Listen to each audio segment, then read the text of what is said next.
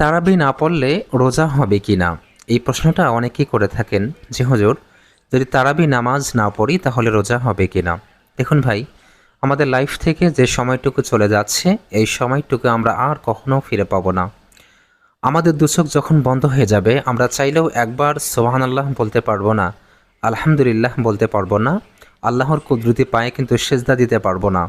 এই দুনিয়ায় থাকতে আপনি একবার সুবহানাল্লাহ বলুন, তাহলে আসমান থেকে জমিন পর্যন্ত যে ফাঁকা জায়গাটা আছে সেই ফাঁকা জায়গাটা সওয়াব দিয়ে পরিপূর্ণ করে দেওয়া হবে। অথচ আপনার আমার মৃত্যুর পরে কিন্তু আমরা চাইলেও আল্লাহর কুদরতি পায়ে সেজদা দিতে পারবো না, কিংবা সুবহানাল্লাহ আলহামদুলিল্লাহ কোনো ইবাদত বন্দেগী আমরা করতে পারবো না। সুতরাং আল্লাহ যেহেতু আমাদেরকে সুযোগ দিয়েছেন, আমাদেরকে চান্স দিয়েছেন, এই সময়টা কাজে লাগাতে হবে। যে মানুষগুলো জান্নাতে যাবে, জান্নাতে যাওয়ার পরেও তারা আফসোস করবে, আল্লাহ আমি দুনিয়ার মধ্যে এক মুহূর্ত সময় কেন তোমার ইবাদত ছাড়া অন্য কোনো কাজে ব্যয় করেছি। প্রত্যেকটা মানুষ আফসোস করবে। এজন্য আল্লাহ যেহেতু আমাদেরকে সুযোগ দিয়েছেন, আমাদেরকে চান্স দিয়েছেন, এই সুযোগটা আমরা কাজে লাগাবো।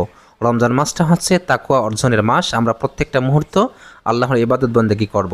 হ্যাঁ, এখন কথা হচ্ছে যদি কেউ তারাবি না পড়ে তার রোজা হয়ে যাবে, তাতে কোনো সমস্যা নেই।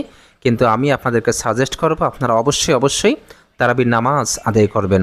এ ব্যাপারে আল্লাহ নবী সাল্লাল্লাহু আলাইহি সাল্লাম তার হাদিসের মধ্যে বলে দিয়েছেন, মান কামা রমাদান ঈমানান ওয়া ইহতিসাবা গুফিরা লাহু মা তাকদ্দামা মিন যামবি। কোনো ব্যক্তি যদি রাত্রেবেলা দাঁড়িয়ে দাঁড়িয়ে তারাবি নামাজ আদায় করে ঈমানের সাথে এবং সওয়াবের নিয়তে, আল্লাহ রাব্বুল আলামিন ওই ব্যক্তির পিছনের সব গুনাহগুলো মাফ করে দিবেন।